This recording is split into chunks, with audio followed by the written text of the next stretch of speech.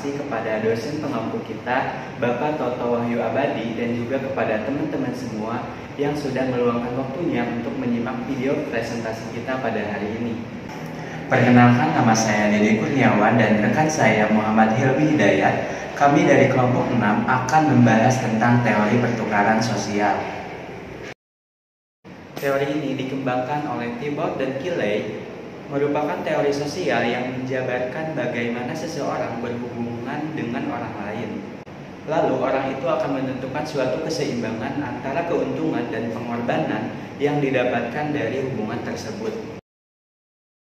Jadi teori komunikasi ini berdasarkan untung rugi.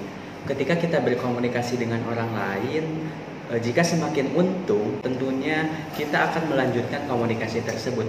Tetapi jika terus rugi, tentunya kita akan mengurangi atau menghindari interaksi atau hubungan tersebut. Teori pertukaran sosial ini memiliki asumsi bahwa orang akan secara sukarela memasuki dan tinggal dalam suatu interaksi sosial atau hubungan dengan mempertimbangkan konsekuensi yang terjadi, yaitu untung dan rugi. Jadi, terdapat asumsi-asumsi dari teori pertukaran sosial berdasarkan sifat dasar manusia. Yang pertama adalah manusia mencari penghargaan dan menghindari hukuman. Kemudian yang kedua, manusia adalah makhluk yang rasional. Sederhananya, manusia ingin mendapatkan keuntungan dalam proses interaksi dengan orang lain. Kemudian yang ketiga, standar yang digunakan manusia untuk mengevaluasi pengorbanan dan penghargaan bervariasi seiring berjalannya waktu dari satu orang ke orang lainnya. Kemudian, asumsi yang kedua berkaitan dengan sifat dasar suatu hubungan. Yang pertama, hubungan memiliki ikatan saling ketergantungan.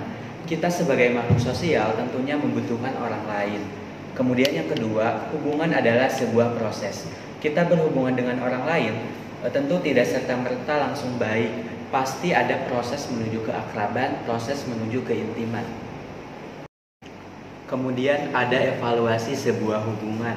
Yang pertama, level perbandingan adalah standar yang mewakili perasaan mengenai apa yang harus diterima dan dikorbankan dalam suatu hubungan. Contohnya begini, kalau kita berkomunikasi dengan seseorang, setiap kita berkomunikasi kadang selalu menerima cemooh, kebencian maupun kemarahan. Pasti kita akan pikir-pikir lagi kalau kita akan berkomunikasi tersebut. Apakah menguntungkan atau justru merugikan? Apakah kita akan melanjutkan ataupun tidak dalam melanjutkan komunikasi tersebut. Kemudian yang kedua ada level perbandingan alternatif. Ini didasari pada individu yang lebih memilih meninggalkan hubungan yang memuaskan atau tetap tinggal pada hubungan yang kurang memuaskan. Sebagai contoh, mungkin karena saking cintanya seorang perempuan kepada pacarnya, meskipun pacarnya sering menyakiti, tapi dia dengan setia tetap berada di hubungan tersebut. Baik, di sini saya akan mengilustrasikan bagaimana kita memahami pentingnya teori pertukaran sosial ini. Di dalam kehidupan sehari-hari kita, mungkin kita akan selalu mendapati atau berharap pada teman kita bahwa mereka akan membantu kita atau peduli dengan kita, mereka akan memiliki pedulian terhadap diri kita, atau mereka juga akan sesekali bertanya tentang kondisi kita. Dan ketika kita mempunyai teman yang peduli terhadap kita, tentunya kita akan senang atau merasa bahagia. Itu pun sebaliknya, orang lain juga akan memiliki rasa keinginan dan perasaan yang sama ketika kita berada di dalam sebuah relasi atau hubungan pertemanan. Nah, bagaimana jika ada pertanyaan, bagaimana sebuah pertemanan itu bisa bertahan? Ini bisa dianalisis dalam teori pertukaran sosial tersebut. Secara sederhananya, sebenarnya itu dalam pertemanan, orang pasti akan memberikan satu perhatian kepada orang lain ketika orang tersebut juga memberikan perhatian kepada kita. Bagaimana orang akan memberikan respon yang sama ketika orang lain memberikan respon yang demikian juga? Nah, itu yang dinamakan dengan pertukaran. Menurut pemikiran Adam Smith, bahwa teori pertukaran itu hanya akan terjadi ketika seseorang atau individu itu mendapatkan keuntungan dari proses pertukaran itu. Jadi kalau tidak ada keuntungan atau tidak ada seorang individu tidak merasakan keuntungan, maka tidak ada proses pertukaran. Nah, ini adalah konsep yang dikemukakan oleh Adam Smith sebagai gambaran bahwa teori pertukaran juga ada di dalam kajian ekonomi politik. Terdapat dua teori pertukaran, yaitu pertukaran langsung dan pertukaran tidak langsung. Nah, yang pertama, pertukaran langsung itu terjadi ketika ada dua orang, A dan B, saling bertukar dalam bentuk barang maupun emosional. Nah, jadi proses ini akan membentuk yang namanya timbal balik. Yang kedua adalah pertukaran tidak langsung. Biasanya melibatkan banyak orang, lebih dari 3 orang. Nah, kemudian hal yang muncul dalam pertukaran tidak langsung ini adalah proses penerimaan atau pertukaran itu tidak bersifat secara langsung. Misalnya si A memberikan ke si B, tapi reward yang diberikan si B tidak langsung dari si A. Dia bisa saja mendapatkan dari si C ataupun D maupun yang lainnya. Jadi hal ini proses timbal baliknya tidak secara langsung.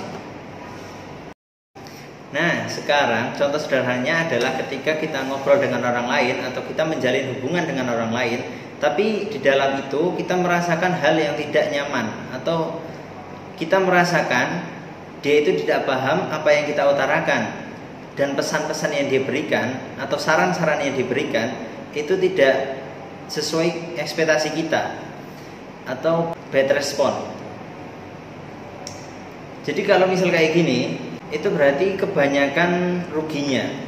Jadi tentunya kita akan menghindari interaksi tersebut atau keluar dari hubungan tersebut.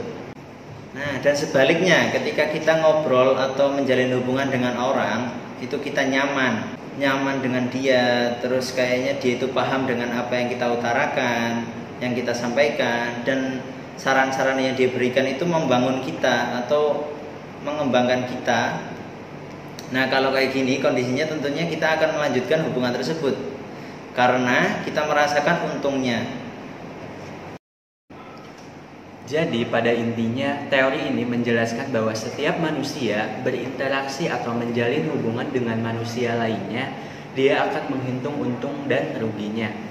Nah, jadi nantinya dia akan menghitung indeks kepuasan dalam hubungan, di mana dia akan menimbang-nimbang kira-kira dari hubungan ini atau interaksi ini lebih banyak ruginya atau untungnya.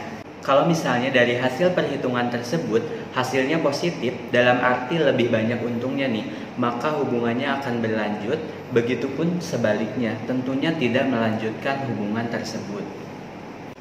Nah, untung dan rugi di sini ini termasuk semuanya ya, baik dari materi, barang dan jasa yang kita dapatkan dari interaksi tersebut ataupun kebutuhan-kebutuhan manusia lainnya. Nah, sekarang pertanyaannya adalah, apakah kamu sudah menerapkan teori ini di dalam kehidupan kamu sehari-hari atau belum? Coba deh evaluasi lagi semua hubungan sosial yang kamu miliki. Pastikan kamu hanya spending time sama orang-orang yang bermanfaat dan juga kamu bermanfaat bagi mereka. Oke teman-teman, dengan harapan apa yang kami sampaikan, teman-teman dapat memahami dengan baik mengenai teori pertukaran sosial. Kami juga mengucapkan terima kasih banyak kepada teman-teman yang sudah menyimak juga mendengarkan. Semoga kita dapat bertemu di lain kesempatan. Terima kasih. Wassalamualaikum warahmatullahi wabarakatuh.